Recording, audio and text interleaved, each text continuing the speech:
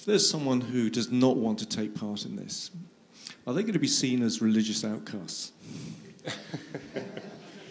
No, I don't think so at all. I think the possibilities need to be explained to everyone. I think people need to understand the benefits that come from this. And I think everyone needs the opportunity to participate in this concept that we're seeing and the evolution that we see. If people decide that they don't want to be part of it, as with anything, then they should absolutely have that right not to be part of it. But the critical thing is about enabling everyone to have that choice. And the point that was touched upon previously, and I made the mention to it, is if society is to benefit from the benefits that clearly come from the Internet of Everything, then we need to make sure that everyone has access to it. But if they want to step out, then that's fine. Personally, I believe governments will not let them do that. So Cisco's a kind of leader in networking technology and quite a few other technologies. What are the actual challenges? What keeps your R&D department up at night? What keeps you up at night? I mean, if I take it purely from a business point of view, is where do we continue to see the growth? We see that operating in a number of different areas. We also recognise that the market is changing. Much more cloud consumption is happening. I think the other thing that we are absolutely seeing, and you'll see something around this over the next couple of weeks, is that we also recognise that the way in which people expect the network to work is changing. And what I mean by that is we are now very focused in on the application. The application is almost becoming king in the way in which things work and the way in which IT works. And as a result, you'll see some development in that space in terms of how can we be more responsive and more provide a better infrastructure for the application. So yeah, that's probably the key thing at the moment. And if you look out for some announcements around the 6th of November, you'll see our answer to that. And that wasn't a genuine plug, by the way, but it is seriously though. You know, that is the big area. So the software-defined networking element that a lot of people may have heard of, the ability to start to virtualize the network in a true sense, not with VLANs and things like that, but a true sense of virtualizing the network. That's where you're going to see the next evolution of the network infrastructure play out. Hi, I work in a school, and rightly or wrongly, we're governed a lot by data protection. In this world of the Internet of Everything, where everything is connected, and the people, quite rightly, who may or may not want to be part of this, with the technology like Google Glass and everything else that's coming out, is that going to be an unmanageable policy in the future because everybody is recording everything at all times?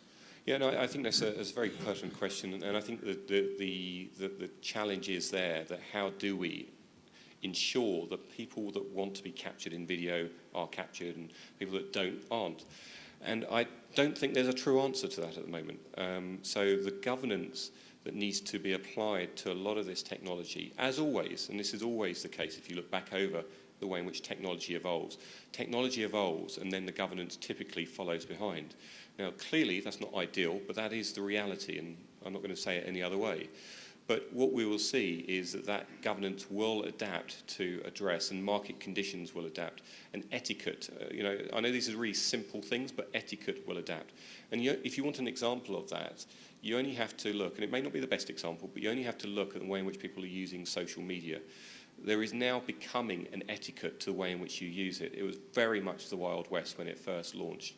But there is now governance coming around that. Some of that is being pushed by government. Some of that is being instilled and driven by society. And I think you'll continue to see the same applied here, as has been historically with technology evolution. So it's not a perfect answer, but I think that's a reality. How much do you think that the skill levels are going to affect this world? As in, Europe already has a significant IT technology skill shortage. How do you think that challenge is going to be faced, and will it significantly slow down this adoption of Internet of Things? Yes. I mean, it's a topic that I'm incredibly passionate about because all of this is fantastic. It's great. You can see the benefits. The big challenge, the big thing that will stop us doing this, one is culture, but actually it will be skills. And if the appetite is there, that gentleman jumping for joy with his phone, people want to do this stuff. but the ability to understand it, and program and configure, etc., we really are in a difficult environment at the moment in terms of skills. And this is across Western Europe. So there is some fundamental shifts that need to be taken to address that gap, because there's somewhere in the UK, somewhere in the region of, I think it's about 550,000 IT vacancies that we created over the next 5 years. And what I find odd is when we quite often have conversations with government ministers, etc., and we're talking and we see regularly, about increasing numbers of unemployed. Now, that's not a direct correlation. You take one and apply them here, but if you're looking for a creative, rewarding, and informative, and highly skilled technology or area for individuals to go into, then technology represents that. And I think the challenge is threefold. I think there's a lot of work that we need to do with the students themselves. I mean, who are the role models around IT? Bill Gates? I'm not sure. Steve Jobs, maybe. There are people out there, but they're not as visible. And as a society, we sort of seem to value other people's creative skills or lack of above engineering and technical competence. So we've got the students that we need to really infuse and help understand what is possible. And it's not all about sitting down in a dark room writing code. I think the other part is around teachers. I think teachers still have quite a strong preconceived ideas about what technology is, what engineers do. And certainly I speak to a lot of them, and a lot of them think it's fixing washing machines and things like that. And I think there's a part to play for parents as well. I think we need to help educate parents around what the possibilities are in and around technology, because it isn't all about sitting down and typing away. It can lead, as we all know, to a world of fantastic possibilities, travel and creativity. So yeah, it is a big challenge, Within Cisco, have you connected this work with the idea of the circular economy? Yes. So I'll answer the question in full, but just to bring everyone else up to speed. So the circular economy is a concept that's being driven by Dame Ellen MacArthur. You may recognise the name from the person that has single-handedly sailed around the world a number of times. And one of the things that she discovered as she went round, clearly being on a boat for all of that time, was the delicate nature of resource, because she was having to contend with having a finite amount of resource as she travelled around. And so one of the things that she's now working on is this concept of the circular economy, because as a society, we are very keen to consume, and our appetite to consume is very high. But what we aren't very good at is thinking about, well, where does this go? There's an end in sight somewhere here if we continue to consume the way in which we do.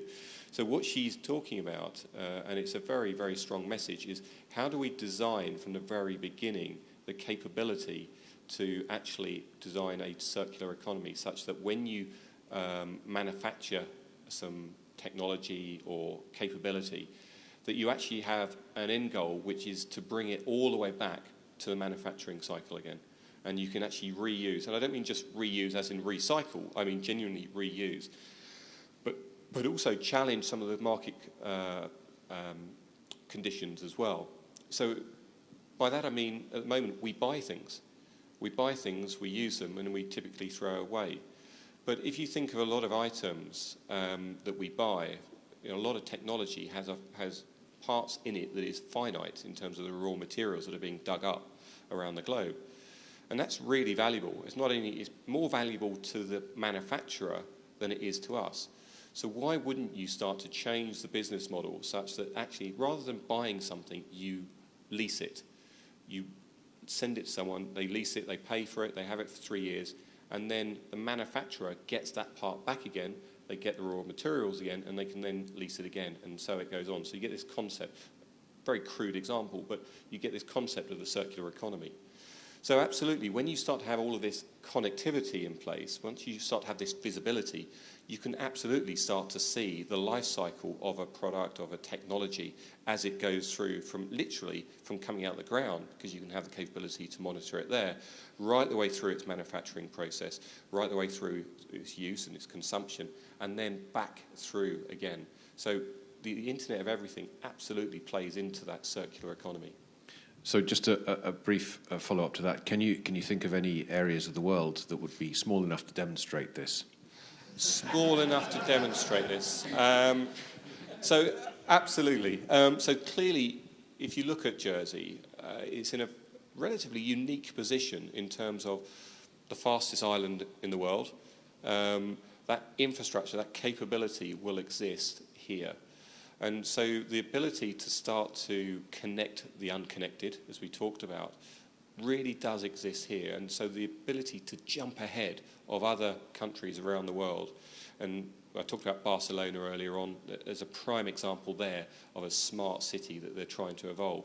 But there's no reason, absolutely no reason, why that same capability couldn't be delivered here.